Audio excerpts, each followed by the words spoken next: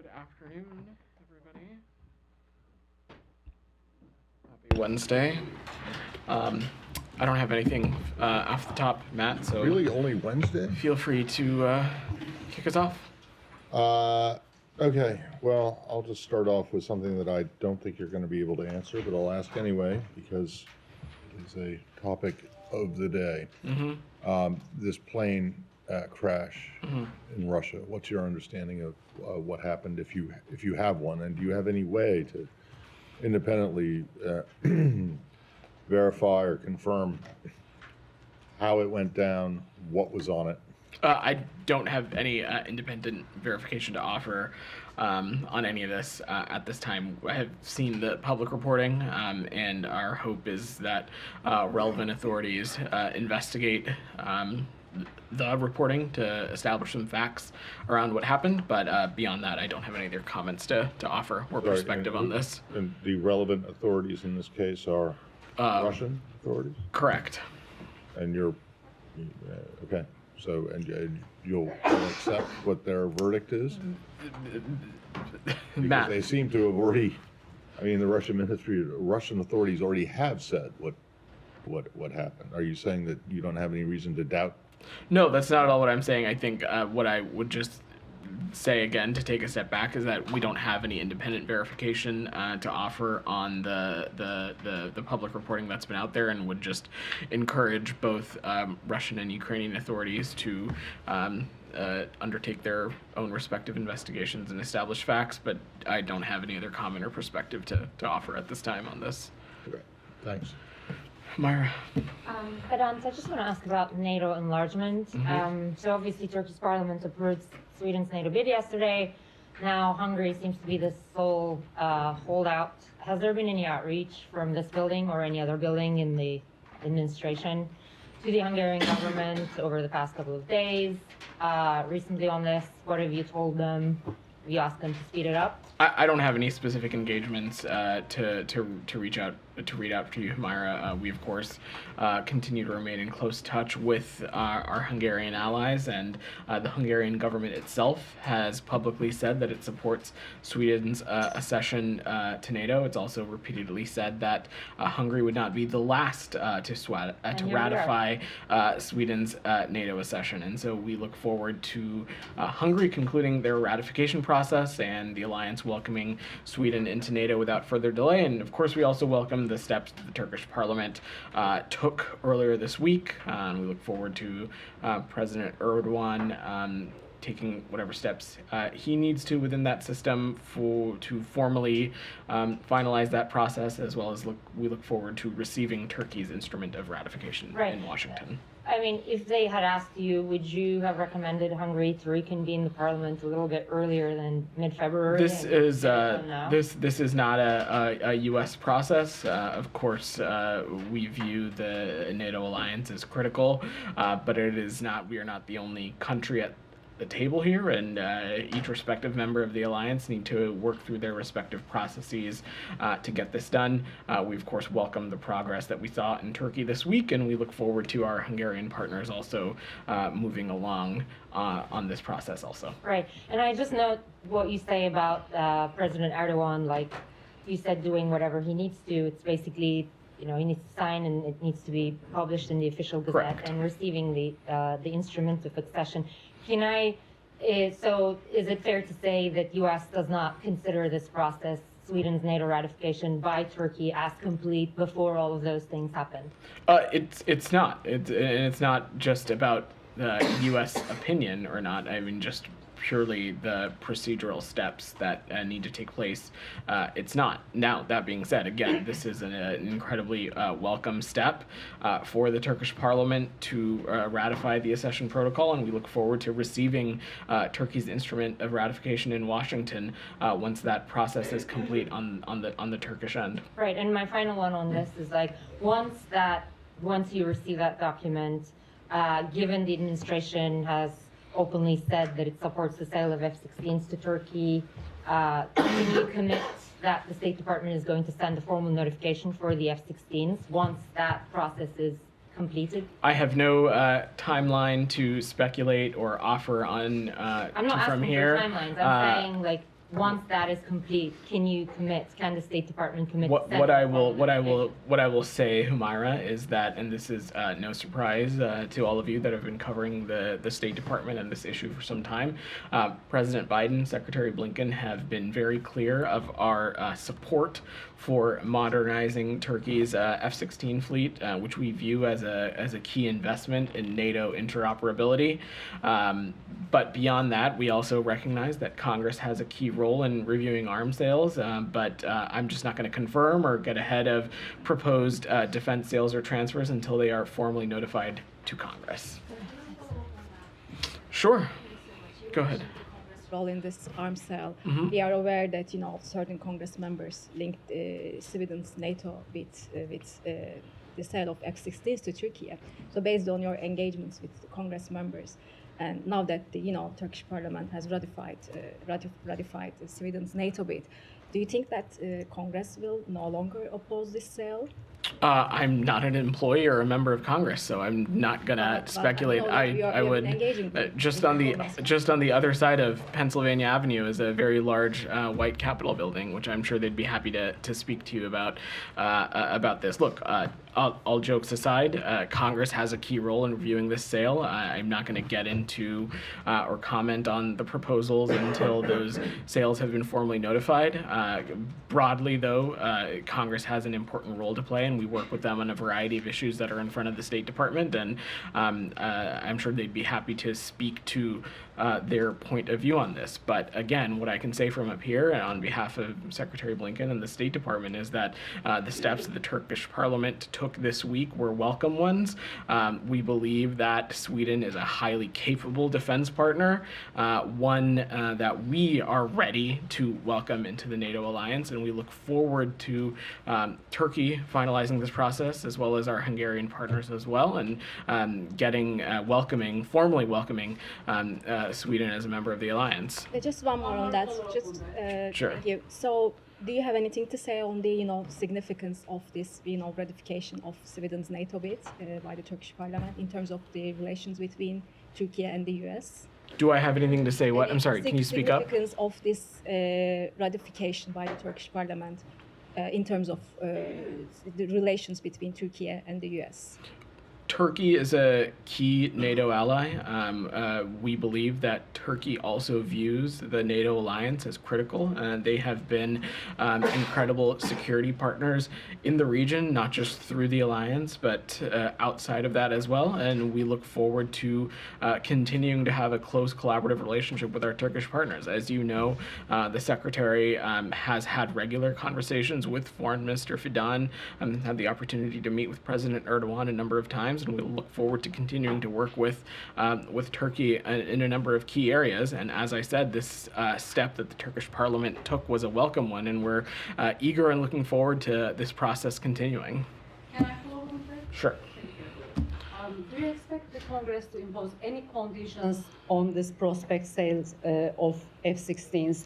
And does the administration support include the sale being unconditional? I'm starting to sound like a little bit of a broken record here, but again, I'm just not going to comment on proposals or proposed defense sales or transfers until they've been formally notified to Congress. I will reiterate again that Congress has a key role to play in these sales, and that yes, certain members of Congress have publicly said that Turkey's approval of Sweden's application to join NATO is of key interest to them. But beyond that, I would refer you to Congress to speak to more of their point of view. Does the administration support this sale being unconditional?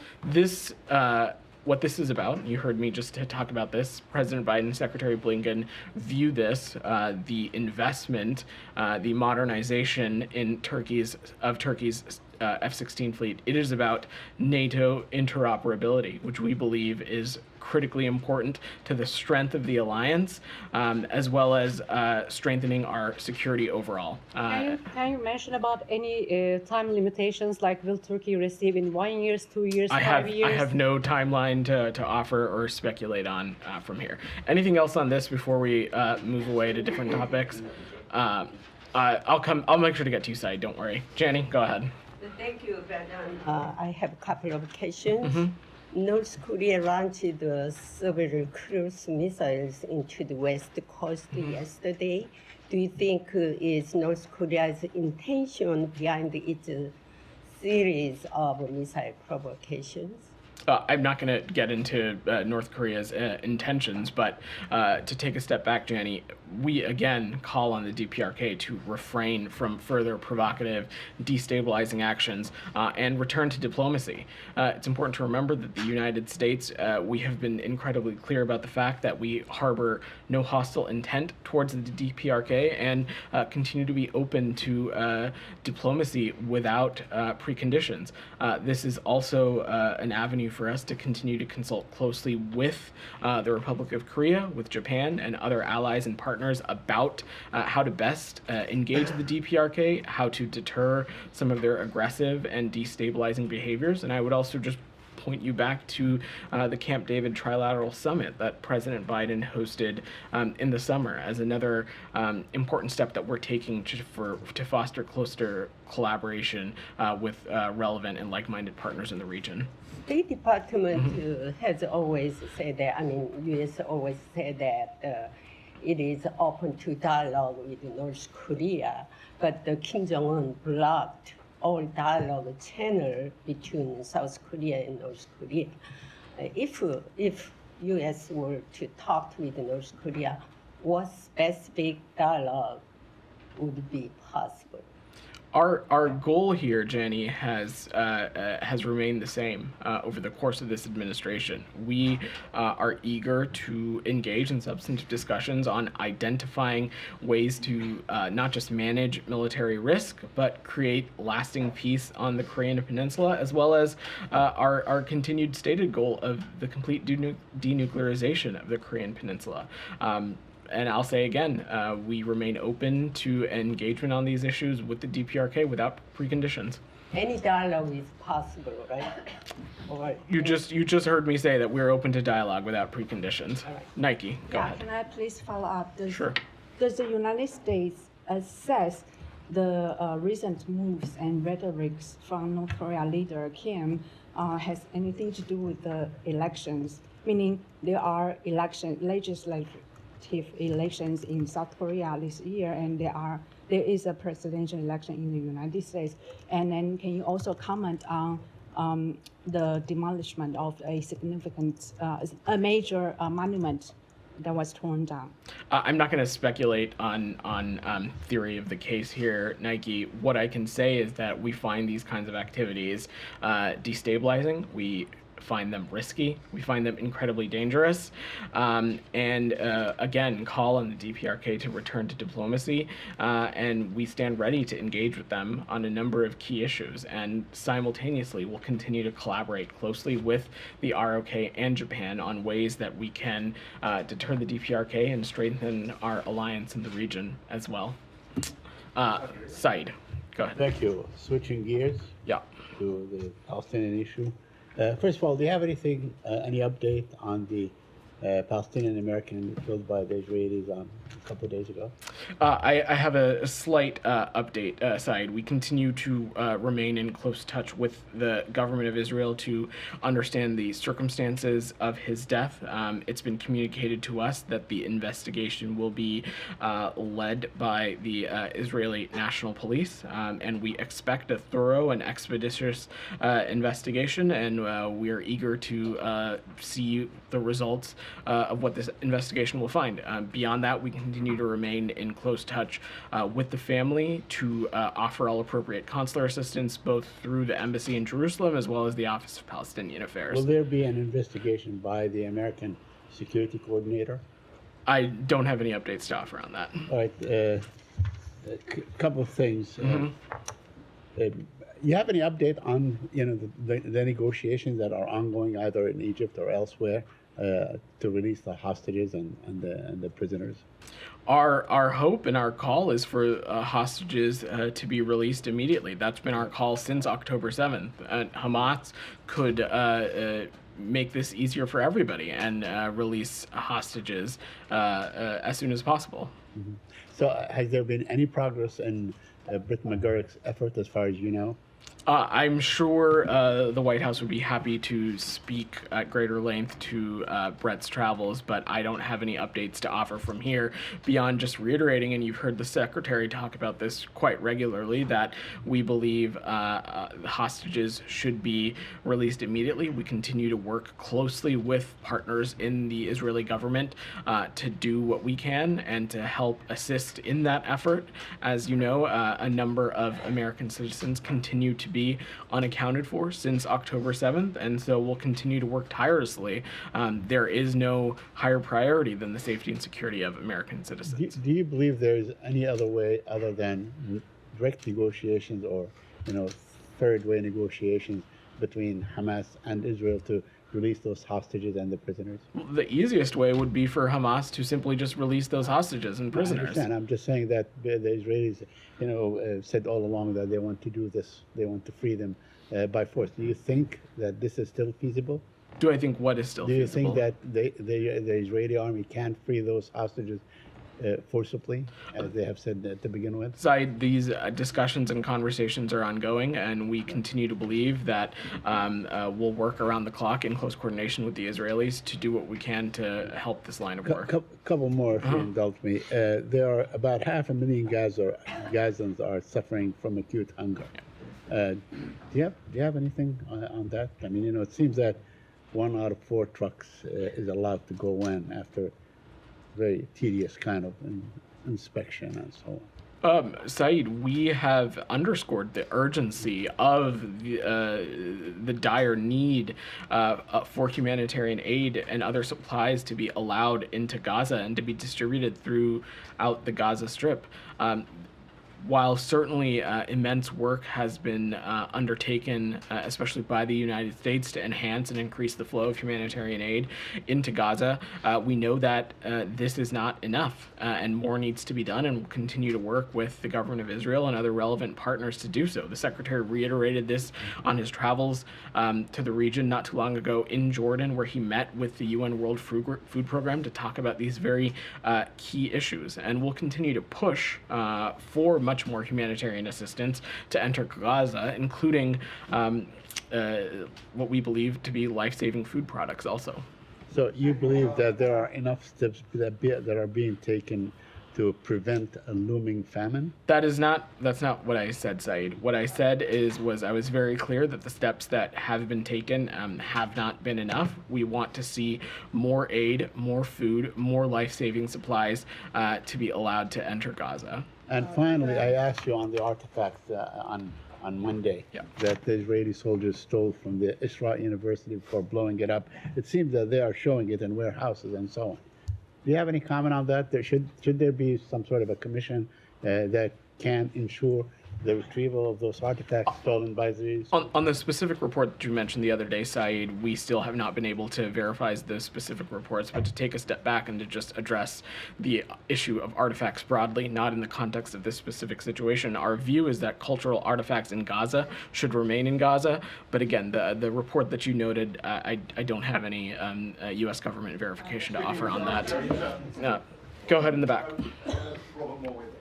Yeah. You may have had the chance to see some of the footage shot by our cameraman in the Gaza Strip, widely shared online, showing a group of men waving a white flag, representing no threat whatsoever, unarmed, and moving south to try and reach some relatives. The IDF opened fire, as you can see on that video, and killed one of them, Abu Salul. I wonder what your response to that is, and whether you think from watching that video whether that potentially represents a war crime. I have seen that footage, but I am not going to comment on the specifics around that, given I'm not aware of the full circumstances on the ground.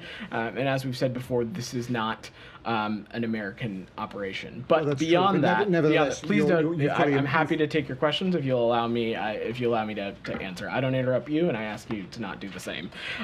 As a general matter, though, we have not parsed our words about the moral and strategic imperative that the government of Israel and the Israeli security forces have to take every effort possible to minimize civilian casualties and minimize impact on civilians.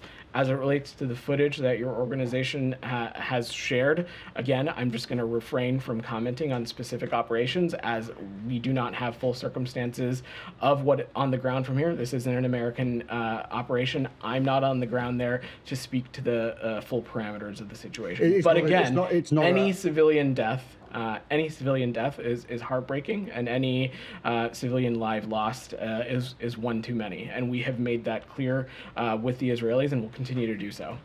Beyond that comment about it being heartbreaking, which is a platitude we often hear, would you urge, given that you broadly support the IDF operations in the Gaza Strip, would you support a Israeli investigation of what happened in that video? Given that they're waving a white flag and that represented no threat. That is for the IDF to undertake and determine based on the circumstances of that situation. What I will say is that we have been clear to our Israeli partners that they need to take every possible measure to avoid civilian harm during an operation and investigate credible allegations of law or of war violations when they arise. But that is for our Israeli partners in the IDF to speak to.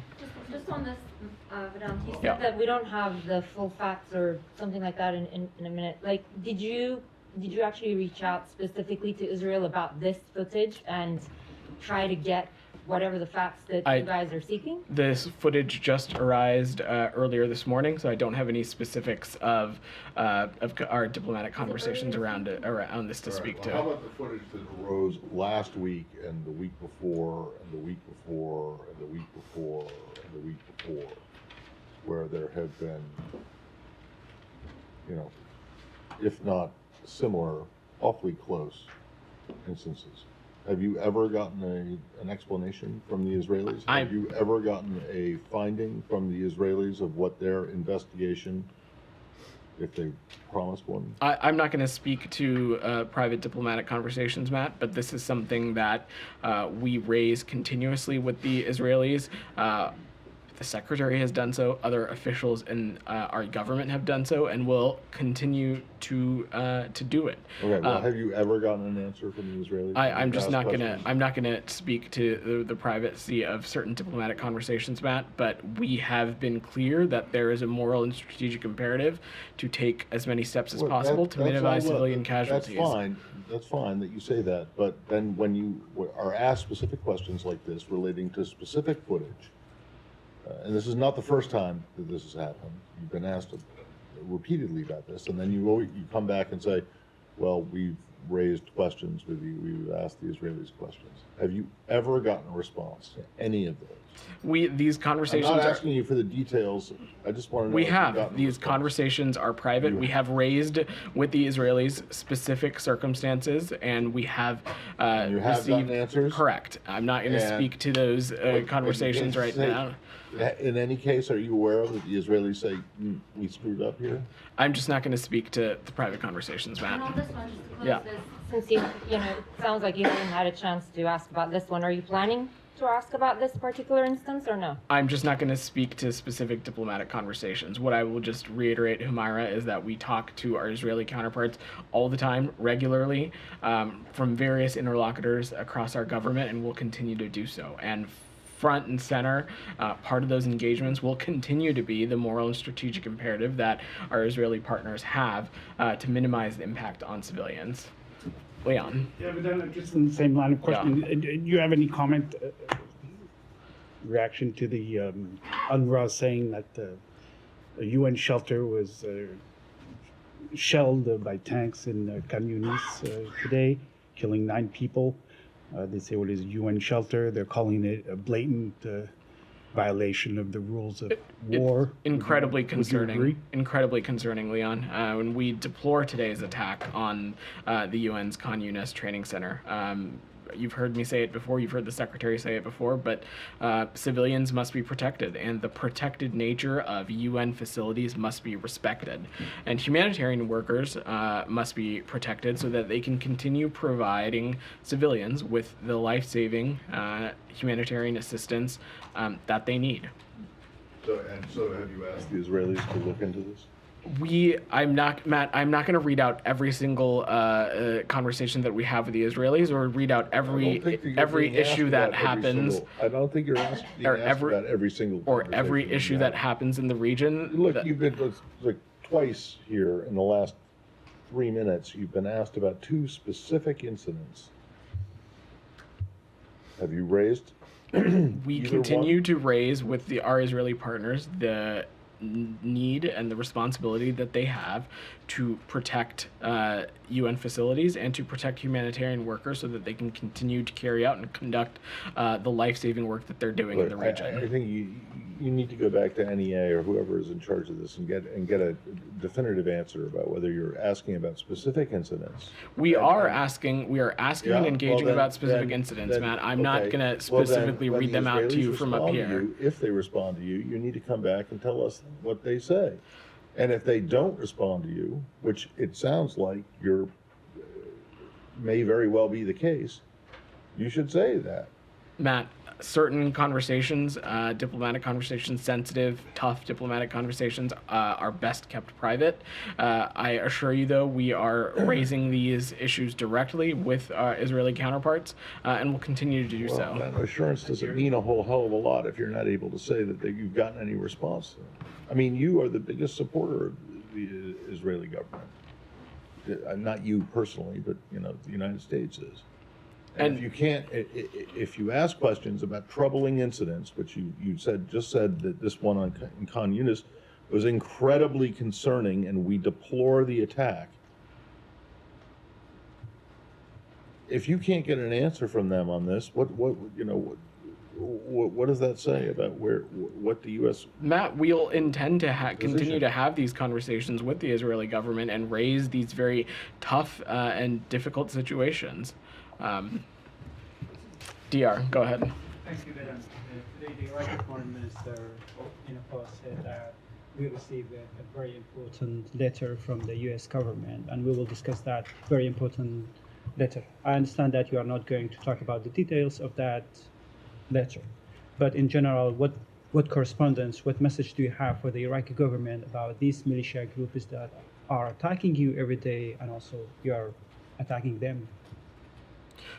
So we continue to remain in close touch with the Iraqi government and have been very clear that these Iran-aligned militia groups that continue to put not just coalition forces but also Iraqi forces in harm's way need to be held account, and the United States will take appropriate action to do so. As you're tracking, DR, on Tuesday night, U.S. military forces conducted necessary and proportionate strikes on 3 facilities used by KH and other Iran-aligned militia groups in Iraq.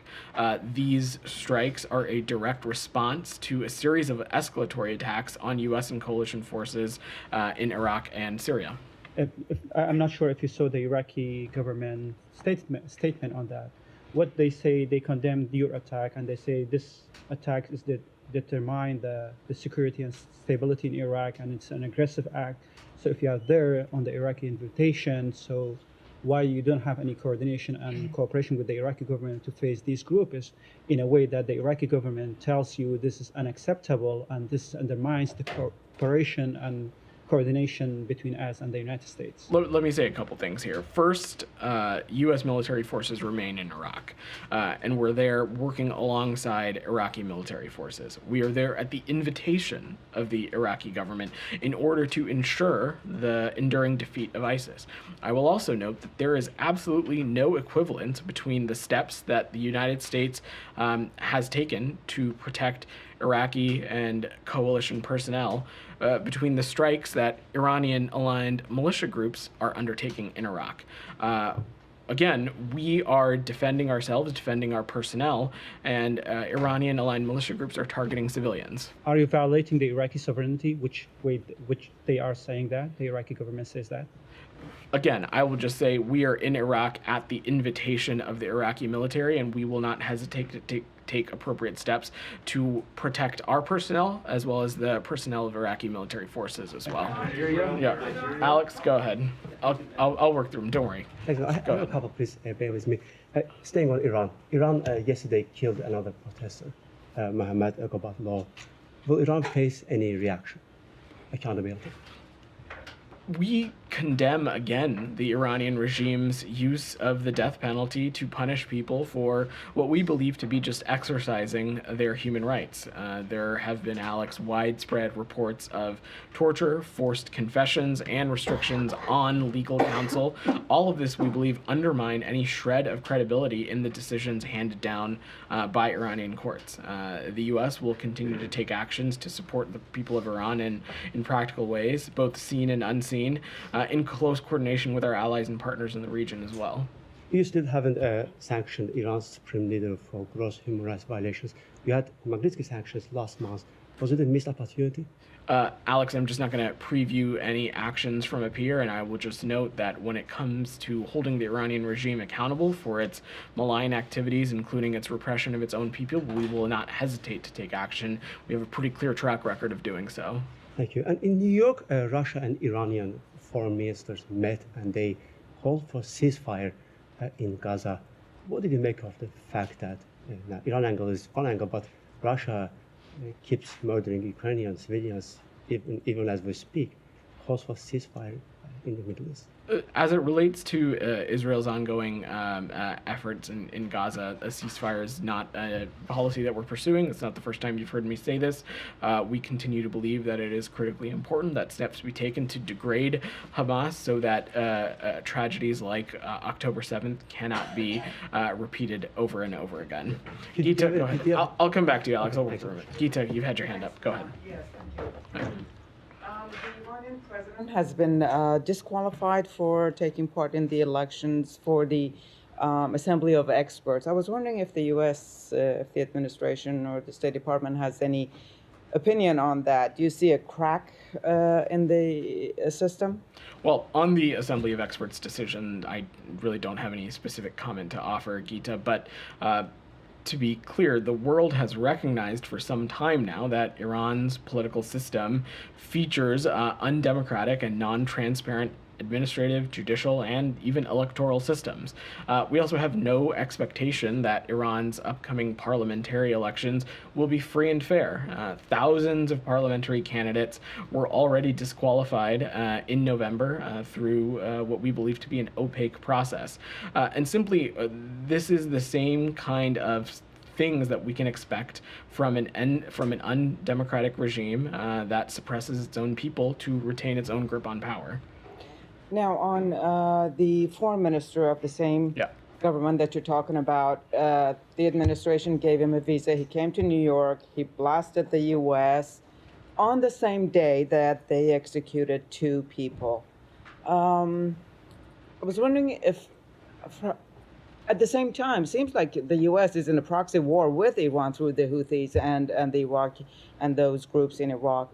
How much longer is the Biden administration going to allow Iranian diplomats to come to the United States? Let me unpack that in a couple of ways. First and foremost, as it relates to the other things going on around the world, the United States is certainly not interested in seeing any kind of escalation in the steps that we've taken, whether it be in the Red Sea or in other parts, have been about deterrence, defense, and degradation, and ensuring that malign groups are held accountable.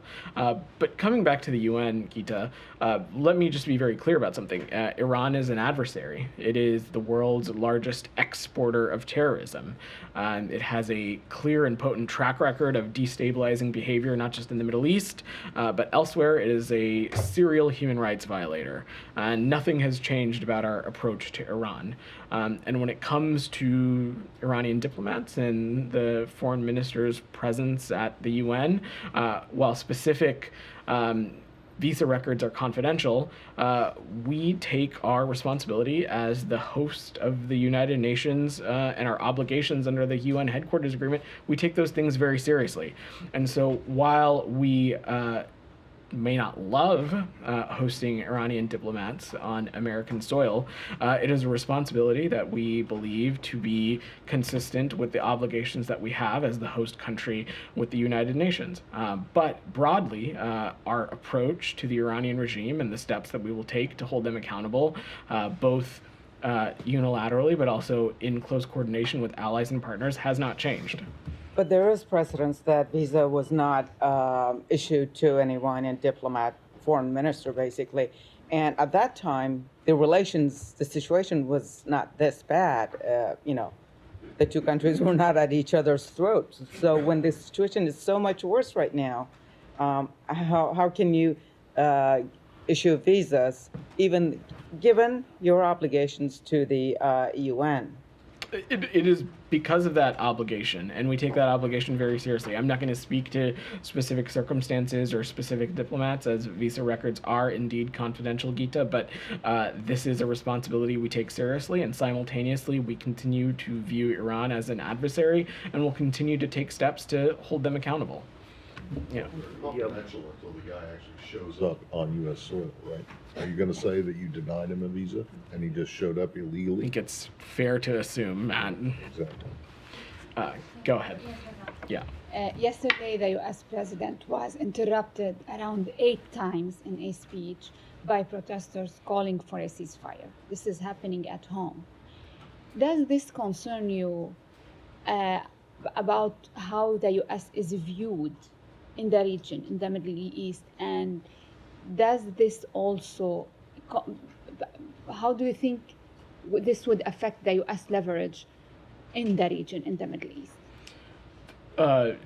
The secretary, as you know, is on travel on the African continent now. He earlier in the month was on travel in the Middle East region. Since the October 7th attacks, he has visited the region 4 times.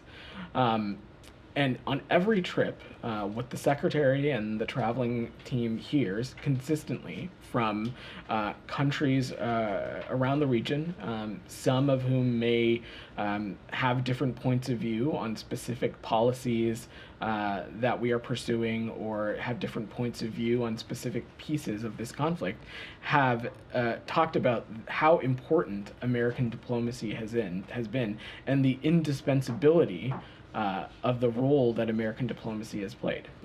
I will remind you that it was American diplomacy that allowed humanitarian aid to be able to flow into Gaza. It's been American diplomacy that has allowed for the safe departure of more than 1,400 American citizens, legal permanent residents, and eligible family members. And over the course of this process, we will continue to engage not just with the government of Egypt and the government of Israel, but other regional partners, including the Kingdom of Jordan and others, on this very important issue. But what we're hearing on the ground is that leaders want to see the Americans and this building, our government, engage more, not less. Sorry, one more question. Sure. Please. It has been your assessment that Hezbollah doesn't want a wider war on the northern borders. But do you think that the Iranian, given what's happening in the Red Sea and on the Lebanese front, do you think that they want the current situation, they don't want to go back to October 6th? I mean war on a small scale? I couldn't possibly speculate what the Iranian regime wants or doesn't want, but what I can say, if we just sort of take some of these actions, the actions that they're taking, or that the actions that Iran-aligned militia groups are taking, are contributing to greater destability and risk in the region. Let's take the example of the Red Sea.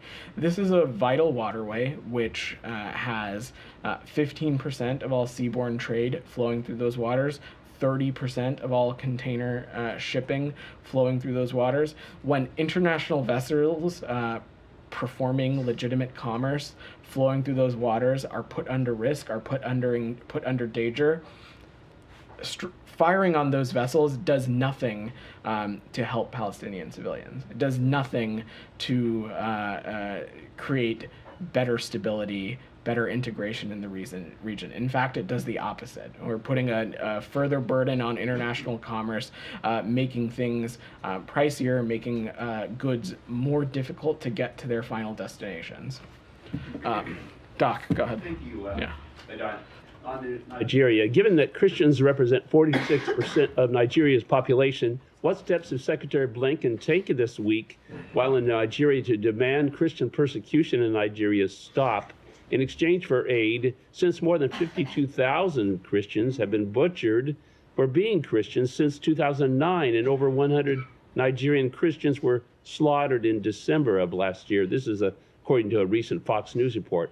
And why the silence on this? So we continue to carefully monitor the religious freedom situation in every country, including, of course, Nigeria. And a key component of our diplomacy is engaging not just with government entities, but also outside groups, humanitarian organizations, and civic society leaders, and we'll continue to do so. Well, a follow-up is, what are Secretary Blinken's reasons for not placing Nigeria on the countries of particular concern at CPC list? The assessment was made that the country did not meet the threshold for designation, but Doc, I'm happy to check if we've got more specifics and get back to you. Go ahead. It is International Day of Education, and nowadays in Afghanistan, more than 1 million girls and women are banned from school and university by Taliban. Just I wanted to know who are watching this press briefing, and wanted to know what you have to say to them at this specific day. What I will say is that the U.S. will continue to work tirelessly to ensure that and hold to account the Taliban for the very egregious human rights violations that we continue to see taking place, and that's something that we'll continue to work in close coordination for. A number of officials in our department are deeply engaged on this issue, in addition to the Secretary, including our envoy, one of our envoys for this issue, Rina Mary. Go ahead. Yeah. Financial Times reports that U.S. is asking China to urge Iran to rein in Houthis, stop attacks on shipping in Red Sea. Do you have any other details about this conversation with China? I don't have any specific diplomatic engagements to offer, but it is in the interest of any major economy, including, of course, the PRC, to make sure that these waterways are a place for responsible, safe, and legitimate international commerce to take place. You just heard me say to one of your colleagues, these are vital waterways where 30% of container shipping happens, 15% of seaborne trade. It is in the interest of any country to make sure that these waterways are safe, so that goods that are getting to places around the world, sometimes, often to places with vulnerable populations, can get these products. The OIC, Organization of Islamic Cooperation, expressed concerns over the construction and inauguration of the temple at the site of raised Babri Mosque in India. Many other countries also raising their concerns, terming it a violation of religious freedom. Do you have any comment on that? Look, we strongly support freedom of expression and the freedom of religion or belief for all. We also are continuing to monitor the religious freedom situation in countries around the world. Sir, after the killing of Hardeep Singh Nijjar and failed assassination attempt on Mr. Pannu here in U.S., the Six for Justice are holding Khalistan referendum here in the U.S. The voting is to be held on January 28 in San Francisco. So I remember you told us that it's a matter of free speech, but what is your position on the official Khalistani referendum here in the U.S.? We're just not going to comment on what is an unofficial referendum, but let me just say our relationship with India is an important strategic and consequential partnership, and we're looking forward to working with India in a number of key important issues going forward.